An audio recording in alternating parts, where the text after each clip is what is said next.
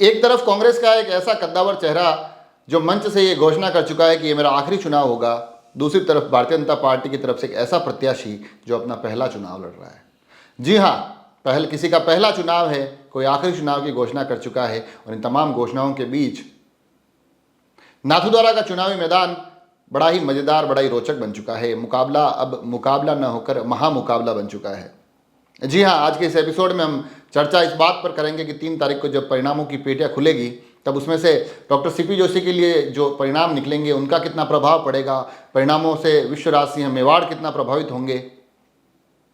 पहले के कुछ एपिसोड मैंने आपको बताया था कि ये प्रभाव भीम देवगढ़ में किस प्रकार से दिखाई देगा। राजसमंद विधानसभा को लेकर भी मैंने ये तमाम चीज़ों के विश्लेषण किए थे। आज के इस एपिसोड में चर्चा नाथद्वारा की सबसे हॉट सीट पर।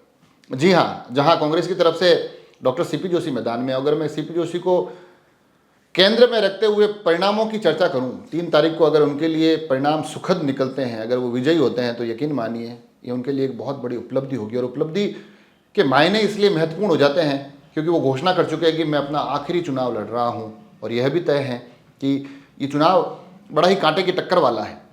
उनके सामने जो चेहरा है वो एक बड़े प्रतिष्ठित नाम है, मेवाड़ के एक प्रतिष्ठित परिवार से वो आते हैं। तो ऐसे में लड़ाई आसान किसी के लिए थी नहीं।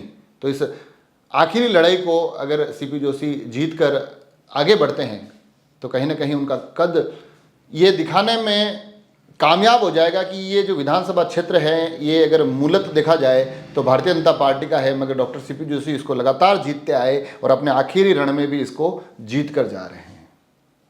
परंतु अगर परिस्थितियाँ उनके लिए प्रतिकूल हो जाती है, परिणाम नकारात्मक हो जाते हैं, तो ये यकीनन एक उनके मन में टीस रहेगी। और ये पूरा का पूरा मामला जीत की खुशी और हार की टीस के बीच का है। क्योंकि डॉक्टर सीपी जोशी का जो कद है, कोई राजनीतिक महत्वाकांक्षाएं ज़्यादा बची नहीं होगी। राजनीतिक सफलताओं के तमाम पायदान उन्होंने देख लिए। और कमाल की बात है कि जब बीच में कुछ ब्रेकर आए थे, कुछ असफलताएं देखी, उस दौर में भी फिर सांसद बनकर केंद्रीय मंत्री तक के पदों तक पहुंचे हैं। पिछले 5 साल विधानसभा अध्यक्ष के रूप में एक मजबूत विधानसभा अध्यक्ष राजस्थान ने देखा है। तो इन स्थितियों परिस्थितियों में यह आकलन बड़े आसान हो जाता है कि राजनीतिक रूप से लगभग सारे पद उन्होंने देख लिए हैं। कुछ एक पद बाकी है, मगर लगता नहीं है कि उनकी इतनी तीव्र लालसा डॉक्टर सीपी जोशी के मन में होगी। तो ऐसी स्थिति में कुछ खोने का डर, कुछ पाने की चाह, इन तमाम चीज़ों से मुझे लगता है कि डॉक्टर सीपी जोशी परे हो गए हैं। ये चुनाव सिर्फ और सिर्फ उनके लिए, इसके परिणाम ये तय करेंगे कि वो एक जीत की खुशी मनाते दिखाई देते हैं, जीत के एहसास को लेकर इस चुनावी रण क्षेत्र से इस आखिरी चुनाव के बाद विदा होते हैं, या फिर आखिरी चुनाव उनको हार की एक टीस दे जाता है। तो इन पेटियों से जो परिणाम निकलेंगे डॉक्टर सीपी जोशी के लिए आकलन इसके इर्द गिर्द ही रहने वाले हैं। और दूसरी तरफ भारतीय जनता पार्टी के प्रत्याशी विश्वराज सिंह मेवाड़ के पूर्व राजघराने के ये वंशज हैं, उसी परंपराओं से निकल कर आए हैं, बड़ा नाम है, बड़ी मजबूती से चुनाव लड़े हैं, लोगों के बीच अपने आप को पहुंचाने की कोशिश की है, मगर पहला चुनाव लड़ रहे हैं। परिणाम इनको लेकर भी अत्यंत प्रभावित करने वाली चीज़ें लेकर आएंगे। क्योंकि एक बड़ा चेहरा पहला चुनाव लड़ रहा है और यहाँ उनको अगर परिणाम प्रतिकूल मिलते हैं तो फिर आगे की चीज़ें, अपनी रणनीति बदलनी पड़ेगी। आगे की चीज़ें किस प्रकार से तय होगी ये सोचना पड़ेगा। और ये सोचना इसलिए भी ज़रूरी है कि उनके परिवार का जो राजनीतिक एक इतिहास रहा है उसमें जीत भी मिली है, उसमें हार भी मिली है, मगर हार के बाद उनकी राजनीतिक राहें वहाँ थम गई। इनके पिता उस पराजय के बाद उस चुनावी क्षेत्र में कभी सक्रिय हो नहीं पाए। तो इन स्थितियों परिस्थितियों के लिए भी शायद कहीं ना कहीं मानसिक रूप से अपने आप को मजबूत बनाने की कोशिश विश्वराज सिंह मेवाड़ के द्वारा की जा रही होगी। परंतु अगर जीत जाते हैं यहाँ से, इस पहले ही चुनावी मैदान में उनके लिए परिणाम सकारात्मक आते हैं, और वो भी एक ऐसे रण से, एक ऐसे चुनाव क्षेत्र से जहाँ उनके सामने कांग्रेस मेवाड़ का सबसे बड़ा चेहरा चुनाव लड़ रहा हो, और वहाँ से अगर इनको विजयश्री मिलती है तो उनका कद अचानक से एक विधायक के तौर पर भी बड़े महत्वपूर्ण हो जाएगा। मेवाड़ के इस परिदृश्य में एक राजनीति का भारतीय जनता पार्टी के नज़रिए से बड़ा केंद्र ये बन जाएंगे।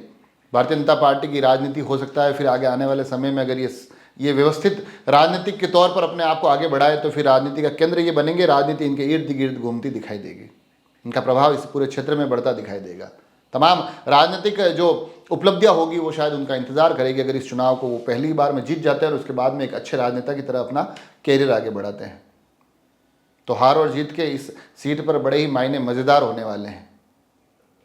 दोनों ही कद्दावर चेहरे हैं, दोनों ही चाहेंगे, एक चाहेगा कि मैं जीत के साथ विदा हो जाऊं, एक चाहेगा कि विजय के साथ मेरा इस राजनीतिक मैदान में पदार्पण हो। दोनों ही अपनी अपनी पारी खेलने के लिए तैयार हैं। एक ओपनिंग कर रहा है, एक अपनी आखिरी पारी खेलने के लिए मैदान में है। अभी देखने वाला मामला होगा कि कौन अपनी पारी में ज़्यादा रन बनाता है, ज़्यादा स्कोर करता है और अच्छे से अपने आप को इस चुनाव के मैदान का मजबूत खिलाड़ी बता सकता है। एक अच्छा मुकाबला हुआ, बेहतर मुकाबला हुआ। दोनों ने भाषाई संयम और भाषाई मर्यादाओं का बड़े बेहतर तरीके से पालन किया।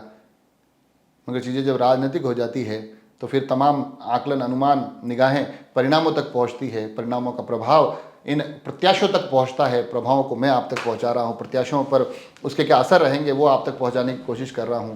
आगे के किसी एपिसोड में किसी और विधानसभा क्षेत्र की चर्चाएं आप तक लेकर आऊँगा। आप सभी लोग जुड़े रहें राजसमंद एक्सप्रेस से। धन्यवाद।